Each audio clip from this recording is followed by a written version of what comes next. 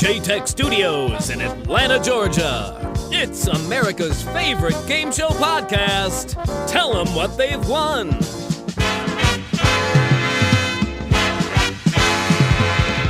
And now, here are your hosts, Tom Bastek and Mike Jacobs.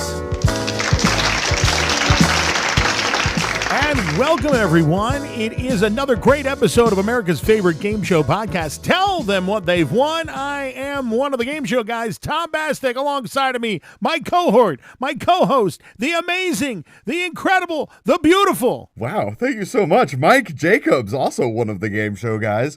It's so good to be back here for episode number 9. We got another trip down memory lane this week. Yeah, I'm pretty excited about this one, or at least I was at the beginning of the week, Mike, and I may have had one of your, I don't know if you want to say revelations. When I did the research for this one, I was so excited for it because I grew up loving this game. But after doing the research, I'm not sure I love it as much anymore. I kind of agree with you, but there's no denying the sort of cultural impact that this show had when it came out. It was just so cool. Absolutely. It was everything we wanted. Do we have any housekeeping issues before we get into news with Mr. Christian Carrion? Just another thanks to everyone who's been reaching out to us and giving us good feedback. We love hearing what you guys think. Any suggestions, corrections, praises you want to lavish upon us. We're certainly welcome to hear what you guys got to say. So thank you for staying in touch with us. All right, without any further ado, let's go to the news. Light up your cigarette, crack open a beer, put the kiddos to bed. From chaos around the world to carnage in your very own front yard, it's time for the news. This is the news brought to you by BuzzardBlog.com. Mere months after it was canceled, the syndicated Who Wants to Be a Millionaire is back from the dead for now. Reruns of Millionaire's final season, hosted by The Bachelor's Chris Harrison, are being sold by Disney and ABC as a replacement for syndicated reruns of Cops and Live PD. Those two shows were canceled in the wake of anti-police brutality protests across the country, as well as a shift in public opinion regarding the role of police in daily American life. Markets such as New York, Los Angeles, San Francisco, Cleveland, and Las Vegas, among others, can expect to see those Millionaire episodes on their screens soon. Who was the host of that one? Is it still Jimmy Kimmel? Jimmy Kimmel does the primetime version with the celebrities. The daily one was hosted by Chris Harrison, who was the guy who gave out the roses on The Bachelor. Oh, my God, yes. Yeah, that's where I know. And it was like from. Cedric the Entertainer before that, and Terry Crews and Meredith Vieira, and so on. What else you got for us, Christian? Bob Eubanks is hosting a brand new app-based game show. The former Newlywed Game MC is featured in the free app called Let's Bingo, which is similar to HQ Trivia, but features free-to-play bingo games for cash prizes. Right now, it's in a testing period. An announcement regarding the mass unveiling of the app hasn't been made yet, but even during this phase, winners are winning cash. Games are at 6 p.m. Eastern Time nightly in the app, and Let's Bingo is free on iOS and Android devices. Okay. You said Bob Eubanks, correct? The Bob Eubanks. If you were to tell me in the year 2020, Bob Eubanks from the Newlywed Game would be hosting Live Bingo on my phone every night, I don't know that I would believe you. I mean, but that is where we are. I'm kind of surprised he's still kicking. Well, you know, he makes the rounds in a lot of live venues. He does like a traveling show about like the greatest game shows in history, and it's like an audience participation type thing. So he's been very active. That and in rodeo, he's a big rodeo guy. Really? Yeah, didn't know that, but he's been into rodeo for like a really long time. What else you got for us, Christian? A couple of weeks ago, we discussed adapting game shows like Wheel of Fortune to a post-coronavirus society, while the French version of Don't Forget the Lyrics recently made its return to the airwaves with a full audience, except the people in the audience were made of balloons. Inflatable people filled the seats of the primetime musical game show as a non-human substitute in response to social distancing guidelines brought about by the COVID-19 pandemic. You know, I've been watching a lot of the Premier League, and they are piping in sound. They've got big screens on the in the end lines where people are being shown from their own living room. Balloon people just don't do it for me. Yeah, I think it's probably a fun way to make light of the fact that, people can't go see TV shows. I mean, a big part of the energy of any live game show is the audience. So it doesn't do the job, of course, but it's fun. Let them have their fun, I guess. I guess. Oh gosh. All right, what do you got for this week in history, brother? Well, this week in game show history, July 1st, 1941, this is when the game show as we know it started. All of the things that we've been talking about for the past 8 or 9 weeks, it all began on this day. And that is when NBC first began commercial broadcasting in New York. And the first show ever to be broadcast on NBC was a game show called Truth or Consequences. And it was a experimental broadcast, and a few years later it became a regular feature on television.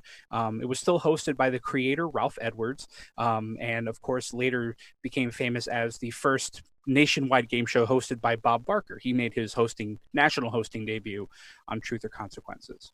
Well, and now it was originally a radio show even before that. And you may be familiar with the town Truth or Consequences, New Mexico. Sure. It's actually named after the show, after the radio show. There was a contest that was like, I don't remember all the exact details off the top of my head, but basically the idea was the show creators and hosts had a contest where the first town to rename themselves after the show, they would broadcast from that town. And sure enough, the town of Hot Springs, New Mexico, jumped right on it and renamed themselves to Truth or Consequences, and it still's got that name today. Isn't it amazing the power that radio had back then? Oh man, amazing. Incredible. But yeah, I mean, the show had been on the air in just about every decade from the 40s to the late 80s, with Bob Barker. Came back in the late 70s and then in the late 80s. Never really had the success that the original with Ralph Edwards and Barker had, but and Bob Barker hosted that show for 17 years. Wow. Did Price is Right for 35 years, and one of the jokes that he had in interviews was he doesn't know how to keep a job. Jeez, yeah.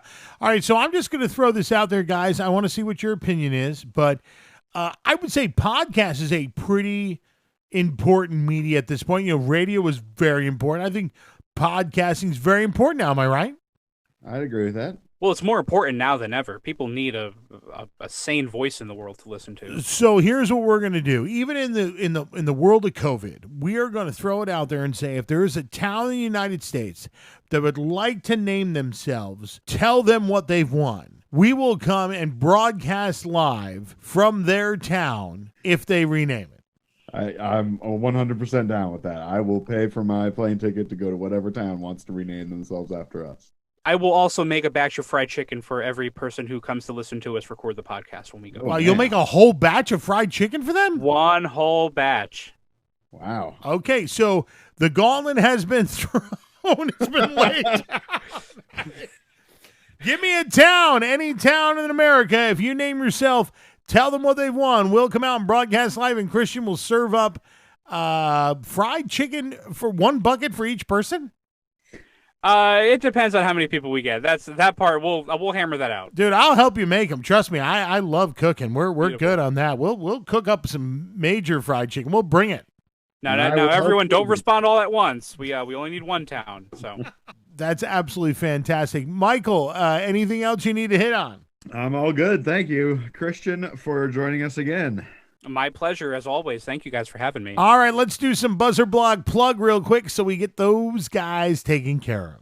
Of course, buzzerblog.com, the #1 game show website in the world. Whether you're an industry insider, a casual viewer, or a hardcore game show fan, Buzzerblog is the place to come for all of your news, reviews, and information related to game shows and unscripted programming. That is buzzerblog.com. Thank you. They will also break the news when we have our new town that's named. Tell them what they've won.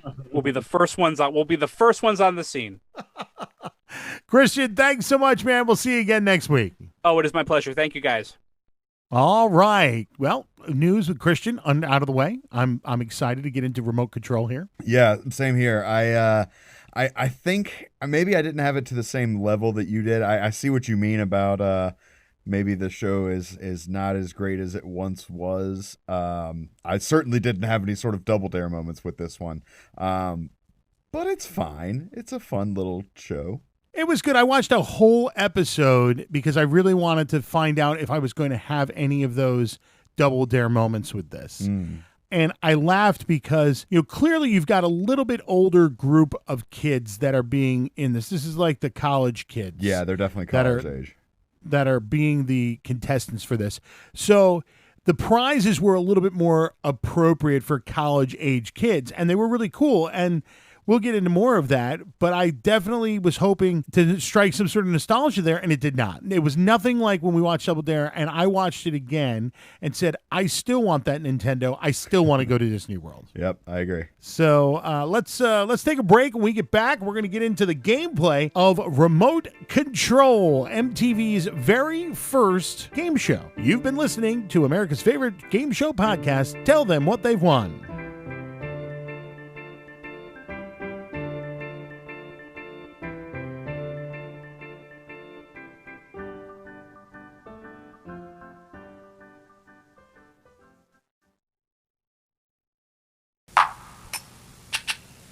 Kenny wasn't like the other kids. Remote control. TV mattered. Nothing else did. Remote control. Girl said yes, but he said No. Remote control. Now he's got his own game show. Remote control.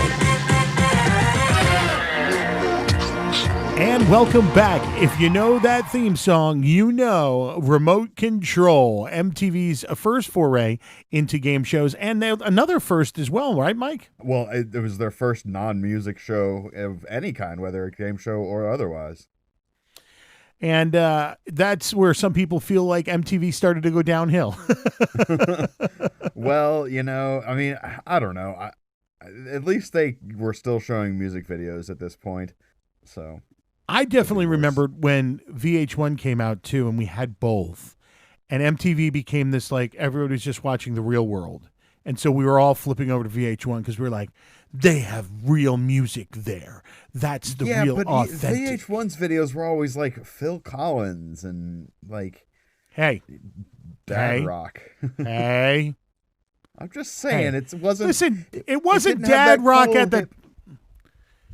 It absolutely was. That is absolutely 100% Steve Winwood. My dad listened to Steve Winwood all the time. I guarantee you, Steve Winwood is in the top 10 most played artists on VH1. I remember when there was no cable television. Whippersnapper. I actually remember no cable television as well. Very, very, very faintly, but I do remember. All right, well, listen, faintly. Get into that. Let's go into the gameplay for this thing. Yeah, sure, absolutely. So they would have 3 contestants, and like you said earlier, it's usually skewing younger college-age kids around there. And they would seat them in these big, comfy recliner chairs, and the contestants had a big remote control, oddly enough, in their hand that they would use to choose one of 9 channels. Each of the channels being a different category of trivia. Trivia question for you: Who made Who made them? Who made what? The remote controls. That the contestants held? Yes. Zenith. Correct. Good Really? job. Yes, very correct. Wow, They were a big sponsor of the show. I mean, you could see on the television on the set it was a Zenith TV. I mean, it was all. Yeah. I just remember having a big bulky Zenith remote control when I was a kid. Like, it was giant, and I remember the raised letters of Zenith very specifically. The lightning bolt on the Z. I don't know why that sticks in my head so much. Yeah. Anyways, continue. Yeah.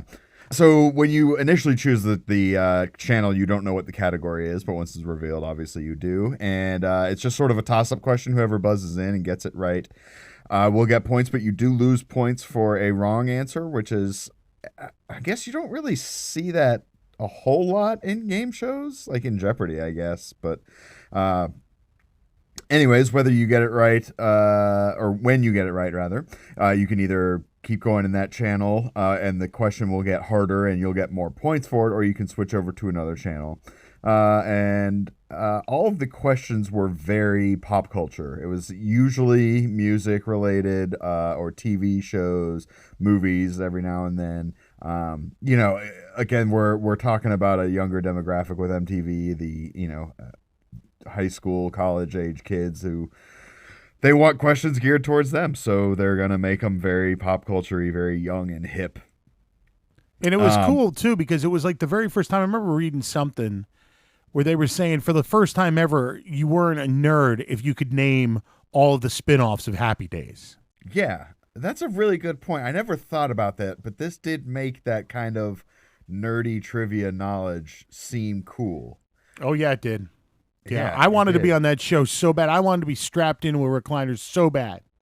Yeah, well, and we'll get to the recliner bit in a moment. Like, to me, what is the zenith to bring it back to that of this show? But one of the other big noting points of this show is the way they would do a lot of these questions is they would be sort of performance based. There would be a character or a skit or something like that. Live comedians would come out and perform these little skits that would then prompt the question. And they actually, this proved to be the start of several comedians' career. Notably, both Adam Sandler and Dennis Leary would participate in these skits. Obviously, Colin Quinn, comedian, he got his start on the show too, but he was the announcer. He would sometimes perform in the skits, but he was a more regular staple on the show. But yeah, Adam Sandler and Dennis Leary both making appearances in these little sketch questions. Yeah, it's interesting because, and you'll talk more about the set being like a basement, but he had just sat at the bar, like there was a bar in the basement, and he and whoever the hostess was would just like sit there for the whole episode, dude, and like wisecrack and stuff. I mean, that's it. Yeah. Absolutely. They also would do a snack break, which is a thing I had totally forgotten about until rewatching it. And it doesn't really serve any purpose. It's just like a silly little way to break up the rounds, but they would like drop food on people and or throw pies at them, or sometimes they would even have like waiters come out and bring them a fancy snack or something. It was just a weird little quirk that they would do. Yeah, it was interesting too because for me it was like it seemed like they did a lot of handheld camera work too. So you got a lot of weird views. You got a lot of weird, a lot of weird angles. It just seemed very raw to me. Well, and I think a lot of that is, again, for that MTV aesthetic, right? Like they had a very, we're against the man kind of vibe. And so that show's going to reflect it. It's going to have the vibe of that someone's just holding a camera. And also, again, we'll touch more on this later, but that was part of the sort of theme of the show, was that it was not actually a TV show. It was supposed to be very low budget. Yeah, and apparently it was really low budget. Like I know that like Colin was not happy in the interviews and stuff that I've read from some of the writers and some of the directors, that he was not happy at all about the show. He was like making $100 an episode, and he felt like he was getting ripped off because he had shot like a Burger King commercial for like $4,000. So he was just like, screw it, I'm going to mispronounce all the sponsors. And like the sponsors kept calling MTV and being like, dude, you're killing our brand. And he'd be like, I'm not a shill for these companies. And of course, all the people just loved that. All the kids absolutely loved that. Well, of course they did, because he's going against the grain. Dude, the whole first season, he smoked on stage the entire time. Wow. I didn't know that. Yeah, they actually asked him to stop after the first season, but he was like, he had kids coming up to him saying, yeah, man, I started smoking because of you. Yikes. Yeah. Yeah, I don't know. I've never been a huge fan of his, but I mean, I guess it's a double-edged sword, right? Like if you're an actor, a comedian, and you want to make a living, you want to make sure you're getting paid a fair amount. Personally, if you're working on a game show, especially one that is as hip and cool and like at the forefront of pop culture as this one, I feel like that in and of itself is a bit of it's got to be just a blast to work on this show. Well, when we get to history, we'll talk a little bit more about what went on both on the set and off the set, and how both him and Ken's tunes changed quite a bit. But continue with the gameplay.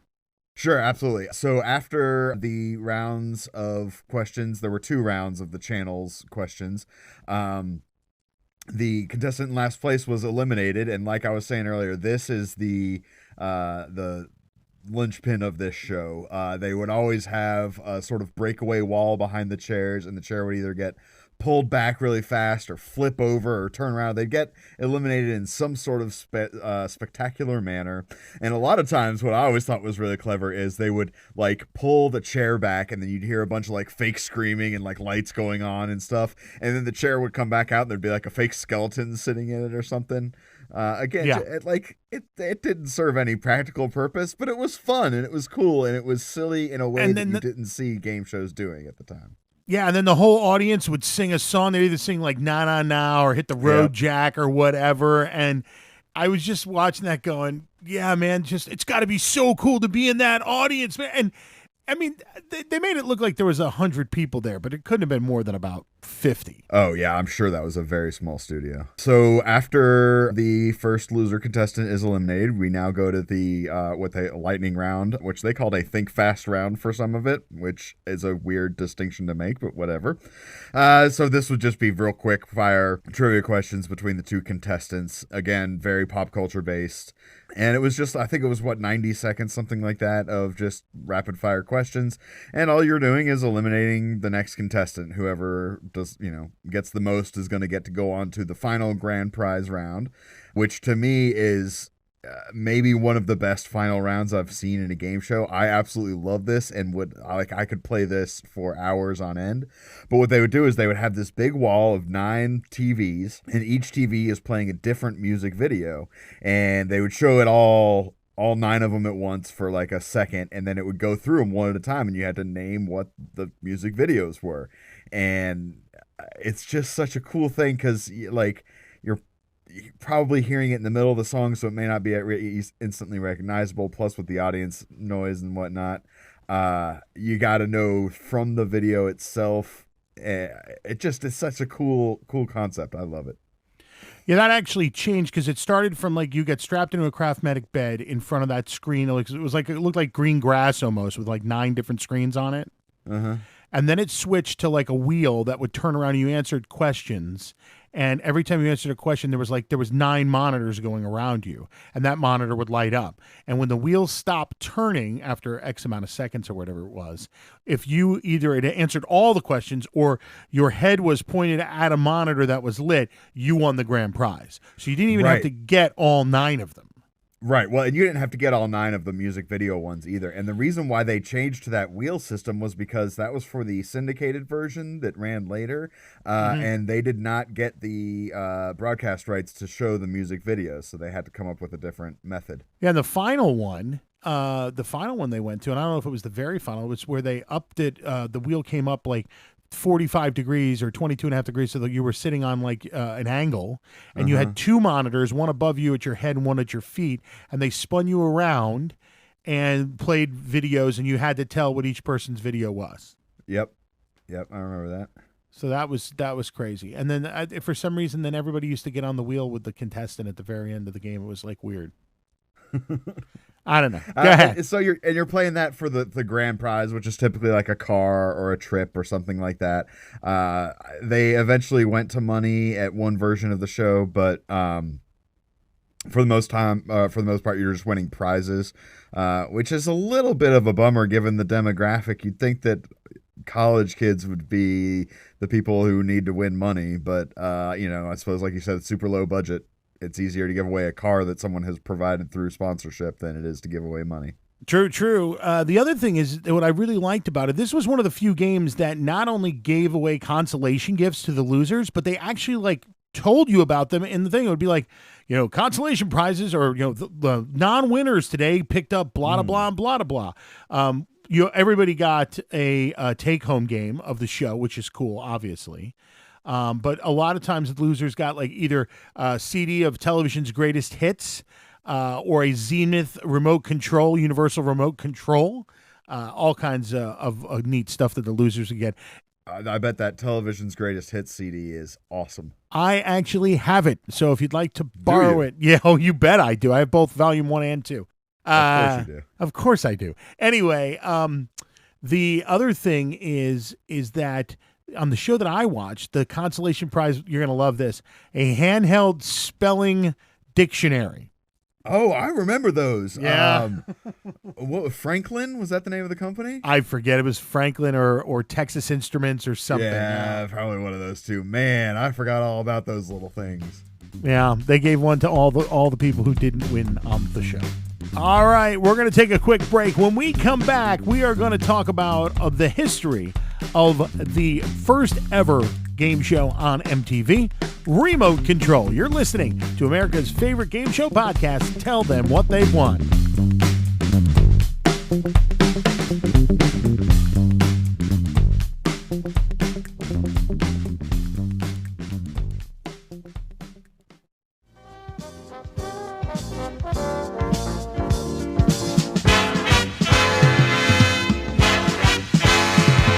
Welcome back, ladies and gentlemen. Segment 3 of episode number 9. We're in episode 9, Mike. That's almost 10. Thank you, Captain Obvious.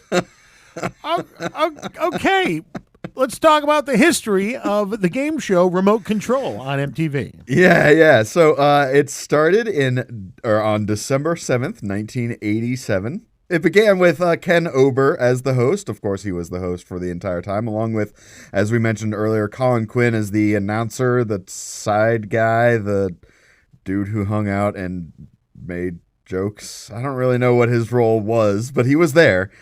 And as we discussed earlier, is on not only MTV's first game show, it is their first non-music show. I don't know about that term non-music show, though, because there's a lot of music questions. The end round is all about music video. And they even had a live musician doing all the like sound effects and punch-up music and whatnot. There's a guy by the name of Steve Trecace. I have no idea how to pronounce it. Trecace or something. Yeah, I'm not sure. Treccace. Dude, yeah. The funny thing is like they would just make Colin the punching bag. Like they found out that he couldn't sing worth a crap, so they would do like karaoke with Colin, and Steve would play the music. And Colin would have to sing the song, and then the person would have to sing like the next line. And that's what I think that's what's great about this show. Well, first of all, I like that they have a live musician. It just adds another dynamic aspect to it instead of just having sound effects and triggered sounds and whatnot.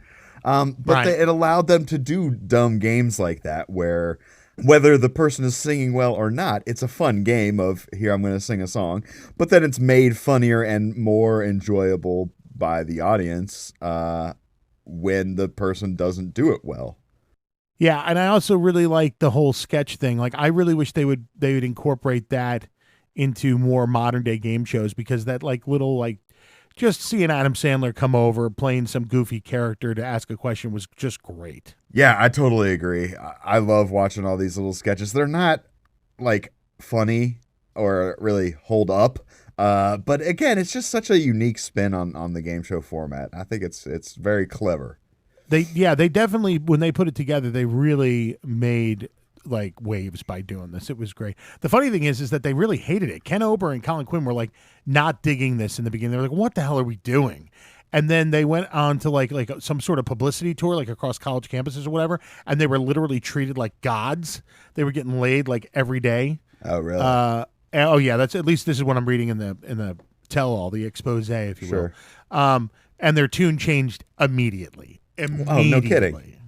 That's what I'm saying. Like, it's got to be so much fun to work on these shows. People love them. I can't imagine complaining about working on a game show. It sounds ridiculous. There was like one thing that I remember reading that they were saying that they had sex in between tapings of the show.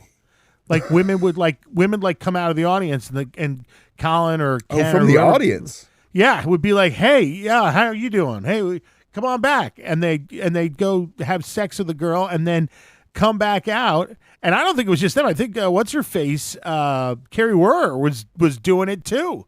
Yeah, well, I was just about to mention the different hostesses. I can't say what they were or were not doing behind the scenes, but I will say it tracks for MTV. Like it fits with the sort of vibe that they're going for here. Also, Carrie Werner was in Playboy. Not that that's necessarily a bad thing. I'm just saying. I'm glad you knew that. I did not know that. Yeah. As a matter of fact, she's the only one I know of the list of the different hostesses they had. There was also Marisol Massey, Alicia Coppola, and Susan Ashley. I know someone named Susan Ashley, but not this one. Yeah, Carrie Werner is the only one I've ever actually even heard of. She's been in a bunch of different movies and has little bit parts here and there. Yeah, she had a career, at least a little bit of a career after this. I mean, so did Colin Quinn. Ken didn't really do a whole hell of a lot afterwards. I mean, he just went on to do you remember the movie Parenthood that Ron Howard directed? Yeah, I sure do, with Steve Martin and Steve Martin. Yeah, he did. Joaquin Phoenix in that.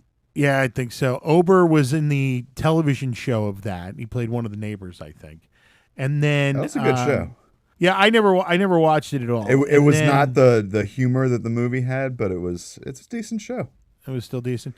Then he made a couple of appearances on like Who's the Boss, The Prince of Bel-Air, blah, blah, blah, blah, but he didn't really have too much of a career after that. He made a few appearances on different game shows as himself, but not necessarily as the host. Wait, didn't he host that one on Comedy Central? Yes, Make Me Laugh, actually. That was yeah. he did host that one. And it, funny enough, I guess because it's him, to me, the hosting vibe he had there was very similar to the snarky hosting vibe he had on Remote Control. Yeah, I don't remember Make Me Laugh that well. I watched it in college and remember thinking it would be very easy to win at because they would always get second-rate comedians. But I don't think I knew it was him hosting. Like, I would never put that together until we did the research here. Right. So the sort of the gimmick of the show, though, it's interesting that you were saying that Ober didn't like it because the gimmick of the show was he wanted so bad to be a game show host that he just converted his basement into a television studio to make this show. And it's a little disheartening to know that he wasn't as big of a game show fan that they made him out to be. They have on the wall behind him, behind his hosting podium, is a bunch of framed pictures of game show legends. You got Bob Eubanks, Bob Barker, of course, the dean of game show host Bill Cullen, Monty Hall, all these famous names on the wall behind him. I kind of wanted to believe it was because he was a big fan, was like, hey, let's put all these people up there. But dude, he tried out for the show like everybody else. I get it. I like living in my little fairy tale world where the story is the truth. Yeah, I guess. Yeah, and it really was kind of like, it was kind of dumpy for a basement. I mean, you had his podium aside. Next to that was a gigantic television with different lights around it that each had a number on it for the different channels. Mm-hmm. They would take old sets and literally jam them in behind the audience, so it kind of looked more kind of cluttered. On the opposite side, across from him, where on the opposite side of the stage, where the opposite side of the audience was where Colin used to hang out, and the hostess. They had a little bar there. They sat on stools at the bar, and behind the bar is where Steve would play with his guitar and keyboards. Right. The set just was full of stuff, all sorts of knickknacks and bric-a-brac and things just scattered around everywhere. Yeah. Very, very cluttered, but also very, very 80s. And I mean, I guess it's now a sort of design scheme that you would associate more with 90s, but it was that sort of start of the late 80s, that very busy, extreme, dirty, grungy kind of look. Yeah, and I mean, that's what the college kids wanted, man. Yeah, it hit all the right spots. I mean, they did well. They did really well with it. They did so well, and they got a bunch of celebrities on there too. There's an episode that has the Red Hot Chili Peppers. We've had LL Cool J, Bob Eubanks, Weird Al was on there. He won, of course. The guy's a brain. He's won everything he's ever been. I was going to say, I love that the two running things in all of our shows have been the Dean of Game Show host Bill Cullen, and that Weird Al has won this show at some point. I want to look into Weird Al's game show career and maybe just do an episode on him. Dude, that's cool. I'll reach out and see if he wants to do an interview with us. Other notable names being MC Hammer, Boomer Esiason, which I bet you didn't think I knew who that was. Do you know who that is? It's a football player. He's a footballer. Yes, he throws a football. Yeah. Yes, he does. All right. The fact that you actually know he throws the football, that's even more impressive. I had guessed.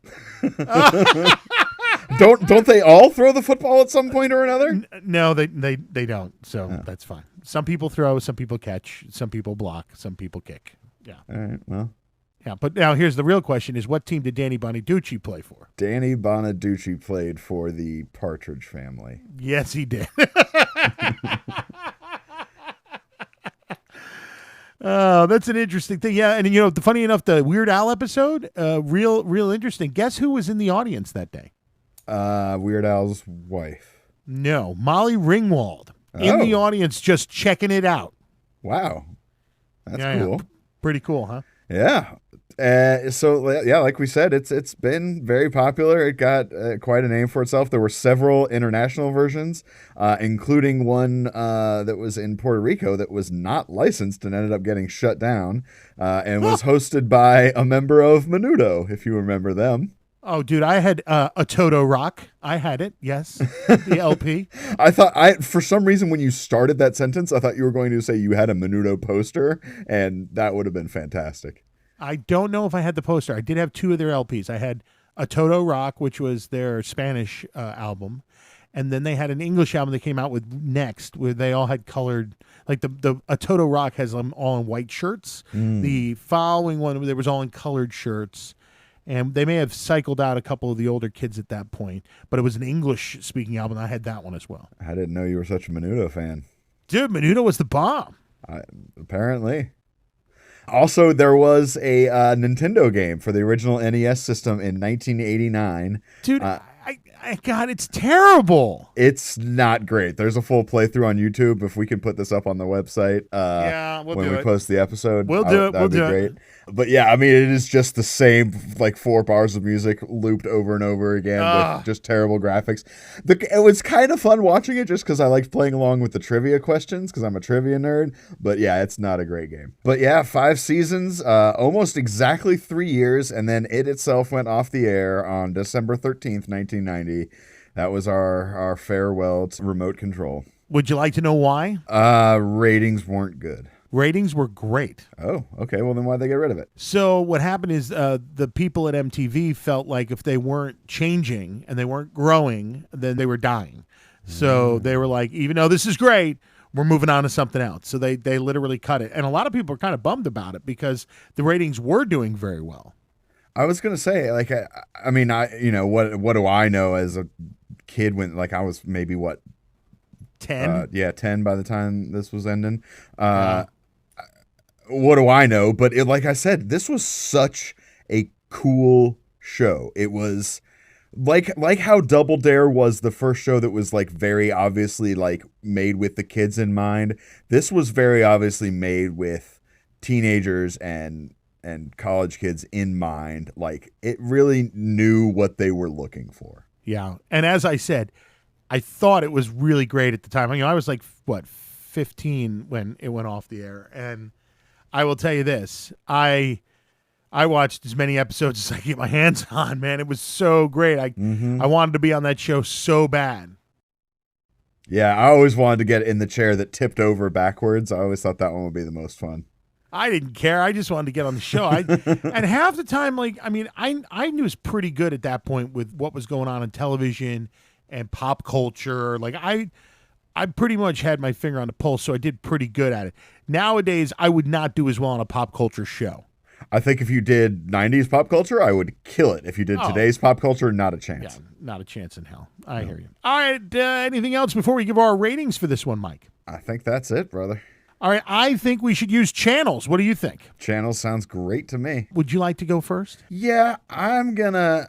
I'm now. We're at the point where now we have to think of these ratings in relation to other shows, and so I gave Match Game a 2, right? So I gotta give this more than that because I think it is. Yeah, actually, I think you decided to go 2.5 because that was half of 5.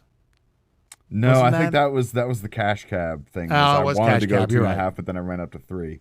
Right. So Match Game, you give it a 2. Okay. Yeah. So I'm gonna have to split the difference between those two and say this gets like a 2.5, maybe even a 2.25 channels out of 5.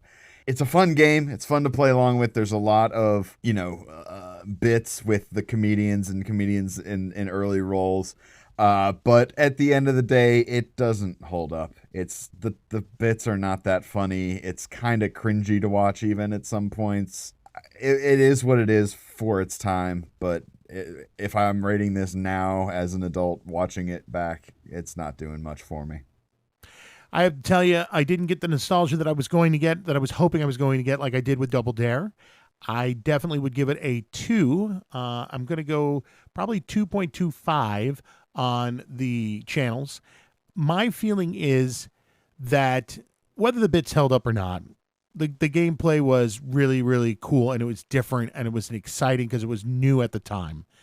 And they were doing things, like I said, with weird camera angles and just weird ways to get kicked off the show. And now they do weird ways to get kicked off the show on other shows too. But and that wasn't the first one either to get to be pulling people out with a chair. That was actually stolen from another show at some point, from what I remember. But I will say that the problem that I had more than anything was Colin being the announcer and just acting like he just did not give a crap at all, which I know is part of the appeal, but it bothered the hell out of me because I couldn't even understand what he was saying when Ken was like, Colin, tell them what they want. And he's like, and I'm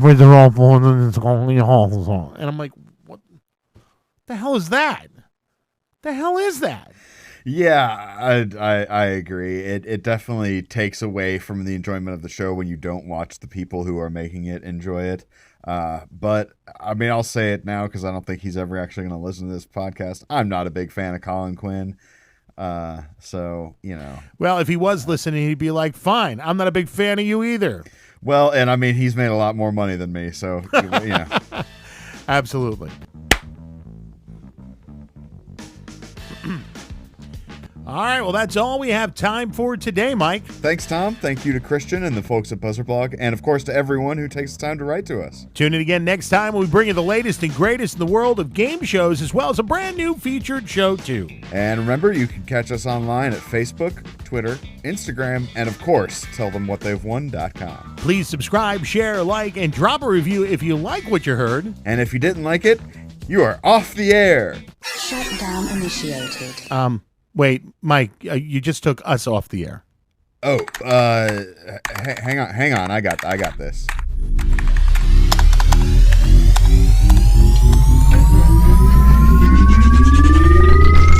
All right, Mike, we'll see you next week. Bye, Tom. You've been listening to America's favorite game show podcast, Tell Them What They've Won, a JTech audio production, copyright 2020. No part of this podcast may be reproduced by anyone without the express written consent of the creators. For more information or to contact us, please go to tellthemwhatthey'vewon.com.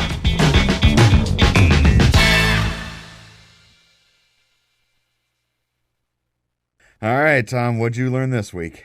Well, Mike, I learned that I really, really love the consolation prize idea. I just want to see more consolation prizes for people, and knowing that they made it all that way, that they still get something when they leave. Even if it's just a Franklin Dictionary speller. You got it. Well, How about you? I would say I learned that, unlike the Double Dare episode, nostalgia is not always going to save a show for me. Well, you better not watch anything else that we're about to do. I just go into every show blind from now on? Yeah, you pretty much, you better. That seems like a good plan. Copyright 2020, a JTech audio production.